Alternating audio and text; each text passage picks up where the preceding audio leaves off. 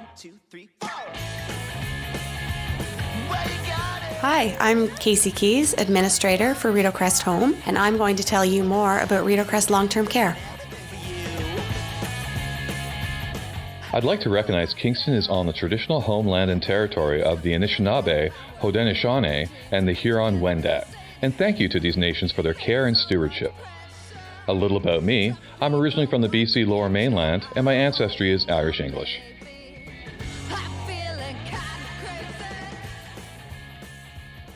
Hello, my name is Rob Hoser, and I'm your host of Tell Me More, the City of Kingston podcast. Joining me is Casie Keyes, who you heard off the top, and Paul Whittingham, our intrepid producer. Resilience. It's a word we've come to hear a lot over the last few years, largely in response to the pandemic. We've talked about personal resilience, economic resiliency, and resilient communities, among many other examples. But what does resilience really look like? For the city staff at Rideaucrest Long-Term Care, it's meant caring for our seniors through an ongoing pandemic with attention and compassion.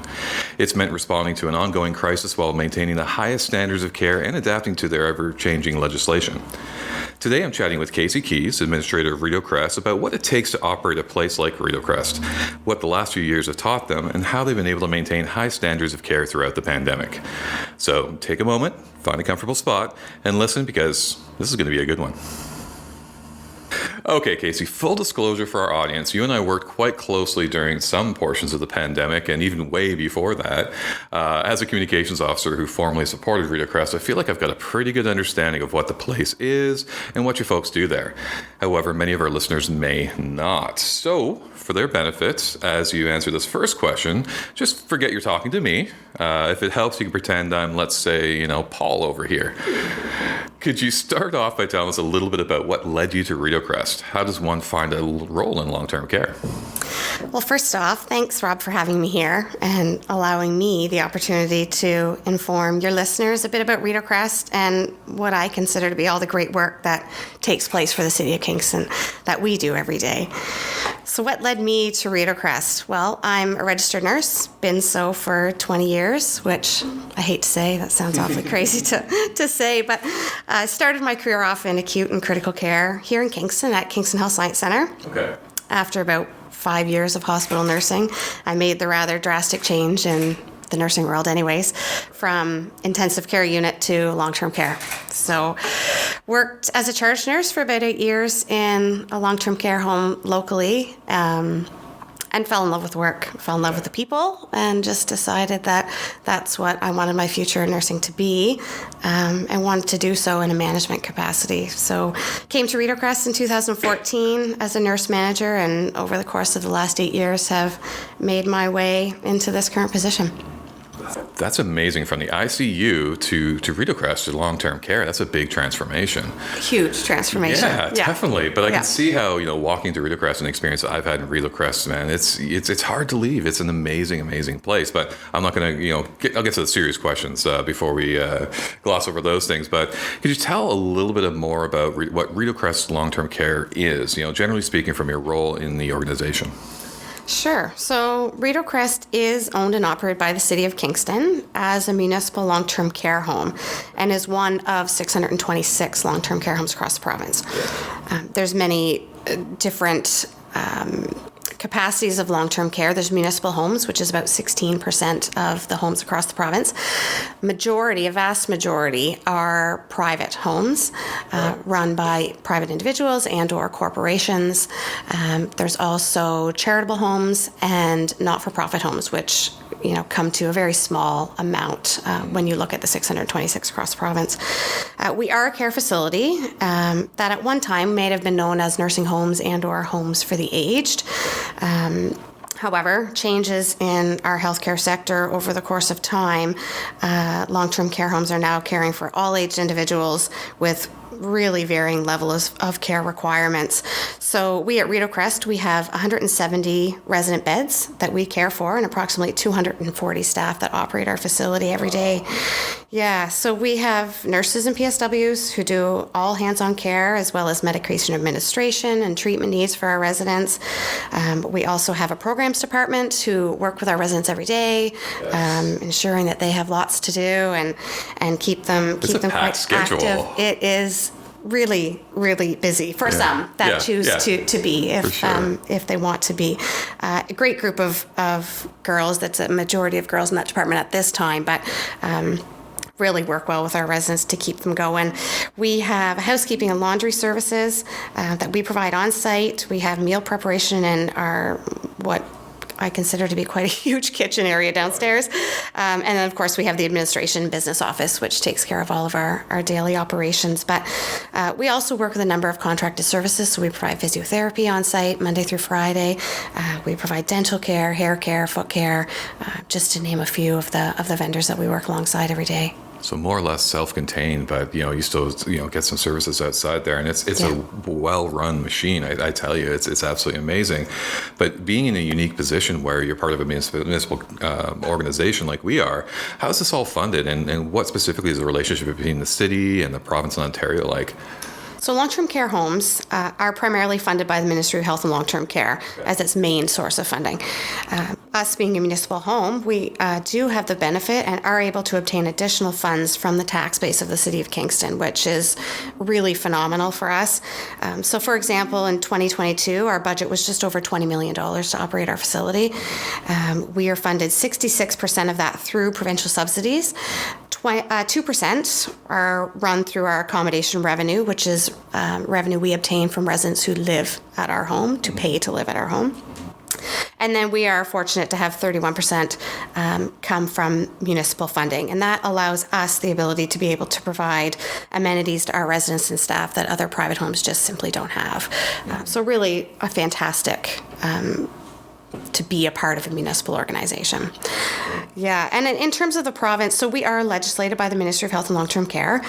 The Fixing Long-Term Care Act of 2021, which has just recently replaced the Long-Term Care Homes Act of 2007, and the regulations that go along with that act do guide our operations and our services. So all long-term care homes are expected to follow these legislative requirements, and the ministry has an inspection branch as part of the Ministry of Health, which comes into homes and completes random inspections to ensure that homes are in compliance with all legislative requirements. So they're really our main governing body in terms of all operations for long-term care.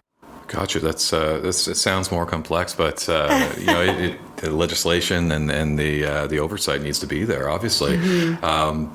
Going back to accreditation, what does it mean to be an accredited long-term care home? I had the pleasure of being involved in a little tiny bit of that, but I think this is a very important aspect of what you do. Yeah, it's really quite a process, the accreditation process.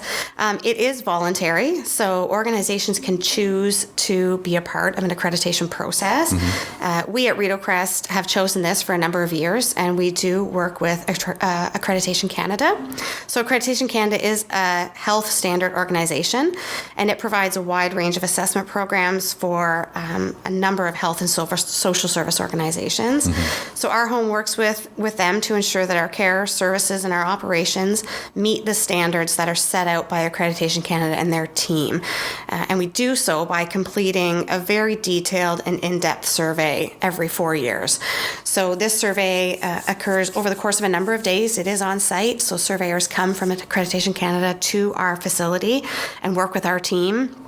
And then at the end of that process, once the survey has been completed, it is determined then if your organization meets the standards that accreditation has set out, and then are you deemed fully accredited at that point. And we have been. We're very proud of that. Absolutely. It's a lot of work, and as you know, it's quite detailed in many different facets. So we just went through that progress last year. We will go through it again in 2025. So. That's amazing. I see that banner out there when I drive by, and I'm like, I know what's involved with that, and that deserves way more than the banner. But it's just that extra step, really, in really determining the best kind of care that you can possibly give. Yeah. So going into maybe I'm going to say typical year, where basically there's no pandemic that you're dealing with, in addition to the high standard of care you provide. What are the biggest challenges Rideaucrest typically faces? So pre-pandemic seems a million years ago, but I would say three major areas that we focused on that were challenges for us pre-pandemic. Funding. So our sector has been advocating for increased funding for years in order to meet the care required for the residents currently living in long-term care, which we've seen a drastic change over the course of the last decade. Staffing, which directly correlates to funding, has been inadequate, I would say, for, again, the care that's required in long-term care for years. And then, of course, just simply the care requirements. So the steady increase in care needs over the last 10 to 15 years has been phenomenal in long-term care. We've seen changes with how our healthcare has changed in terms of mental health beds across the province closing, and just the need for chronic and acute care right now. Provincially, we in long-term care have seen a change, and so we haven't been necessarily prepared for that. So advocating to the province for increased education and funding to support that has been the three main areas I would say that we have focused on pre-pandemic. And although these were priorities then, I would say they remain to be our top priorities now, even coming out of this pandemic.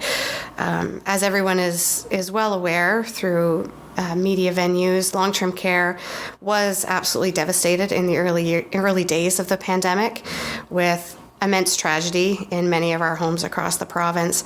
And as a result of this tragedy, sometimes it takes that for change to occur. The province has really taken action and has focused on better equipping long-term care homes as a result, which is great. We have seen an increase in funding in a number of areas to better assist the operations of homes. We've seen a commitment to an increase in staffing, as they've made a commitment to the average of 4 hours of resident care per resident per day provincially, which is huge. And of course, they are going to be funding that appropriately. And then there's just been a wide recognition that long-term care homes require a bit more assistance from the province. And so I really would say we've come a long way in 3 years as we've made our way through this pandemic to address those three main areas that everybody was dealing with and continues to try and cope with now. Yeah, it's one of those areas where it's unfortunate it took a pandemic, but this might be one of the tiny, kind of areas of bright lights that came from that. But speaking of which, I kind of want you to cast your mind back to March 2020. Mm-hmm. I'm sure, like many folks, that period of time is either indelibly marked in your mind or could be a complete fog. Mm-hmm. But what can you tell us more about that period of time? What was it like for you personally, your staff, and residents of Rideaucrest?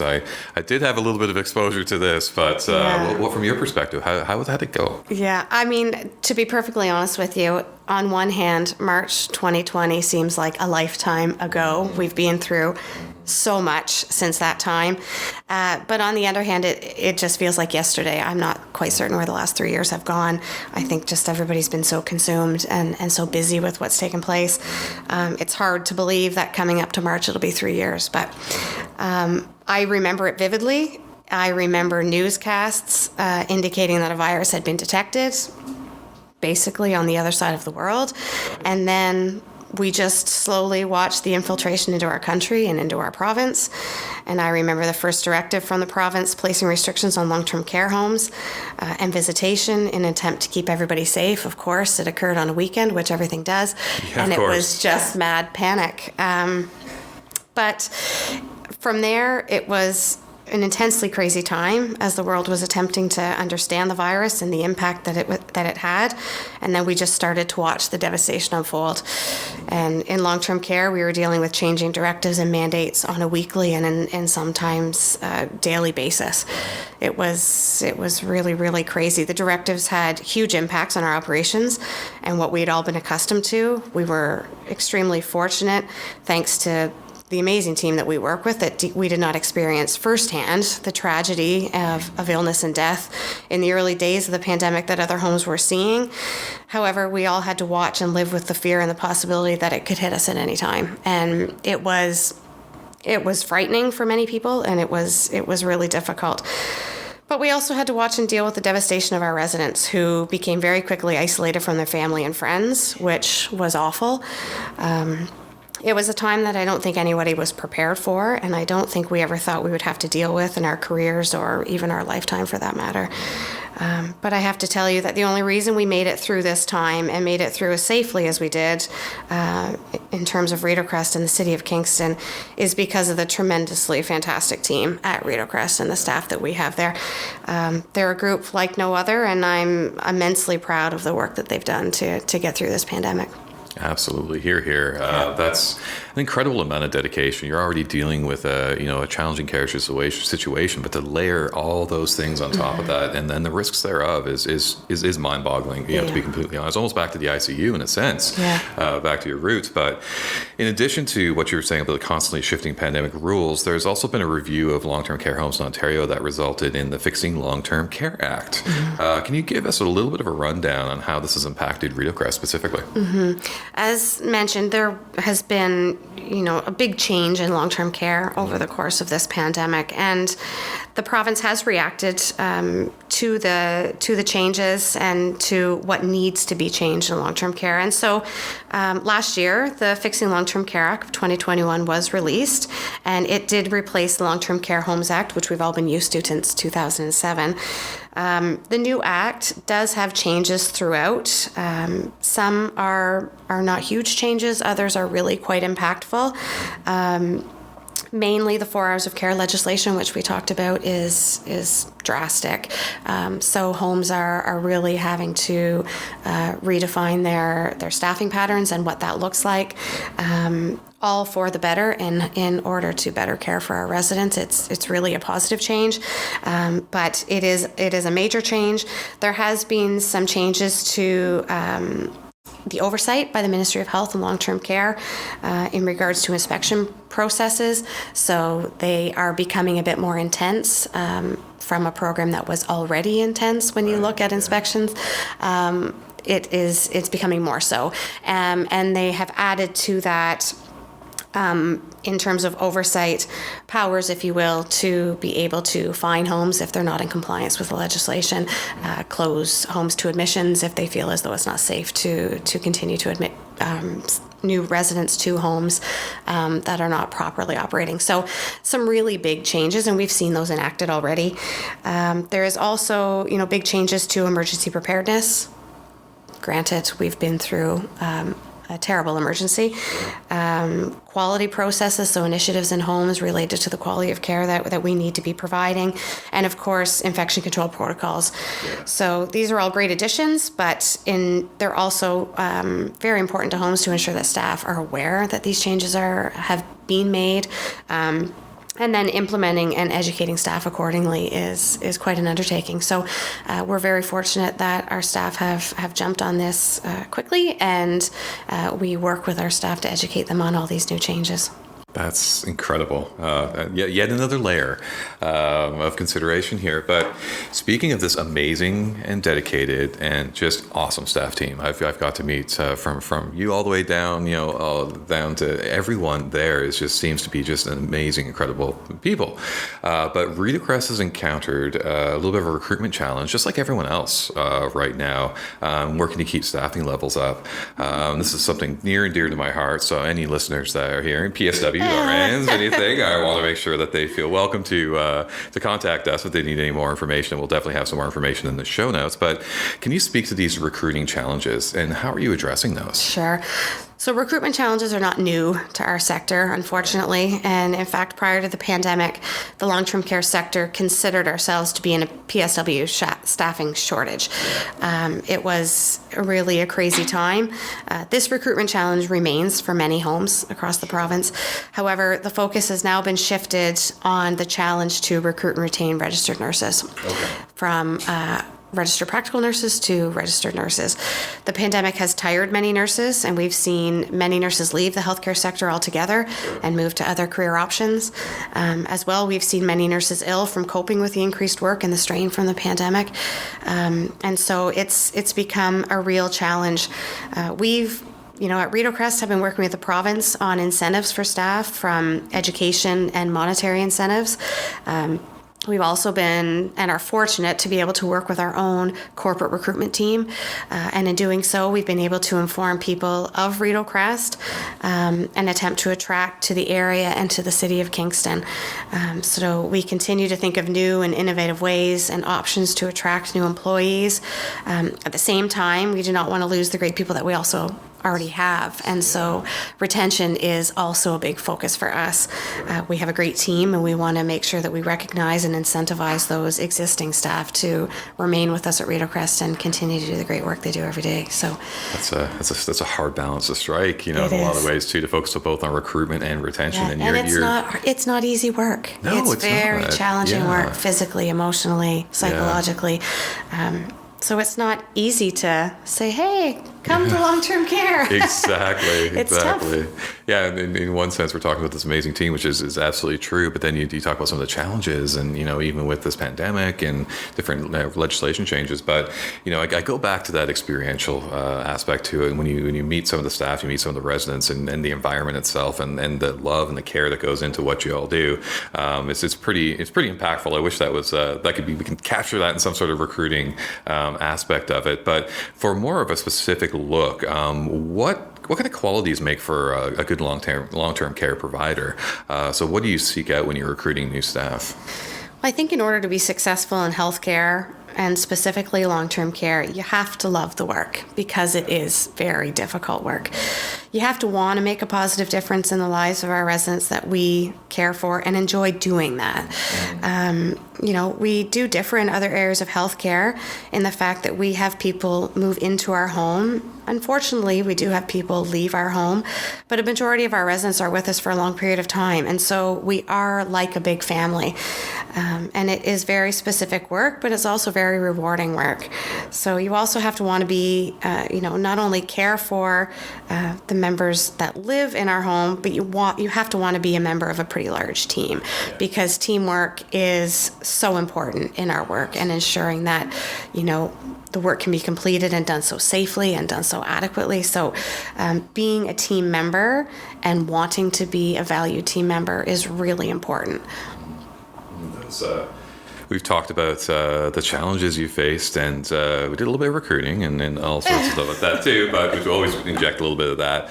But what are some of the triumphs? What keeps pulling you back? What inspires you to come to work every day and do what you do? It's tough. I think, being a nurse, I love to care for people. It's what drew me to the profession in the first place, and it's what continues to make me love my work. But I also love the team of people that I work with. And our work can be extremely demanding. We deal with situations that are not always ideal. But if you have a team of people surrounding you that are supportive, that are knowledgeable in the work that they do, and really all around just great people that want to make a difference, for me, that is what always draws me back to my work. And it's what's made a huge difference over the course of my career, over the course of the last 8 years with the City of Kingston, and definitely over the last 3 years through this pandemic. And it's what continues to drive me to want to do better and to want to come to work every day. It's you've said it, and it's so nice to hear other people say it, but I'm pretty biased to think that we have the best team. Oh my gosh. In long-term care, right. To be honest. Right. But we'll take the heat from that. We'll take the heat from that. That's fine. And definitely in the city of Kingston, I love our team. I can't say enough about the work that they do, and how great they are at what they do, and I just love being a part of that. There's one aspect that we haven't talked about, as far as when we're speaking of teams and such, is volunteers. Mm-hmm. Obviously, a very important aspect to what you do as well too. And we were getting to the mechanics and the nitty gritty of the actual teams and the staff involved. But could you tell us a little bit more about the role of volunteers and what areas people get involved with? Yeah, volunteers are extremely important to long-term care, and there's not a long-term care home I don't know that doesn't rely on the assistance of volunteers to help out with programs is a huge example. Portering to programs, being there to help assist with the programs. They're really important for that. We have been fortunate at Rideaucrest to have an auxiliary volunteer group for many, many years that run our coffee shop downstairs, which is something we've all been very proud of. And of course, over the course of the pandemic, have had to close operations to that. That broke my heart. Yeah, me too. And it's really something we want to get back to at Rideaucrest, but we solely rely on volunteers to be able to operate that. And so, volunteers are huge. They are just that extra layer of assistance that we need in long-term care and we value in long-term care. So, the pandemic, unfortunately, we saw a lot of volunteers leave and not, maybe feel safe over the course of the pandemic coming back. So we were really encouraging those that are looking for volunteer opportunities to seek out Rideaucrest. We would love to have them, whether that be in the coffee shop, sitting with residents and talking, to reading through the newspaper, to just simply being a part of our programs. Any aspect we would love to have more volunteers for. A lot of times it's the little things, Absolutely. and being someone to talk to and all those kind of things. And like I say again, that programming schedule is absolutely amazing. Yeah. It's just awesome, some of the stuff that you do, and some of the volunteer groups that come in and assist with that is just incredible. But on that note, I think that might be a great note to go out on. But if you're interested in applying for Rideaucrest in an employment capacity or a volunteer capacity, definitely we'll have the contact details in the show notes and such, but definitely contact Rideaucrest directly on that. But Casie, thank you so much for taking the time out to chat with us today. I was a little bit nervous because your name is so much more radio than mine, Casie Keyes, which is absolutely built for radio, but it's so enlightening, and thank you so much for everything you do. And it's been really, really great to get a peek behind the curtain of the long-term care world, and thank you so much for everything you and your team do on a daily basis. Thank you, and thank you for having me. Remember to subscribe and rate us wherever you get your podcasts. If you have a topic for a future episode, tell us more. Tweet at City of Kingston #TellMeMore, or send us an email at tellmemore@cityofkingston.ca. For more on this episode, visit cityofkingston.ca/podcasts. Tell Me More is produced by the City of Kingston's Communications and Customer Experience team.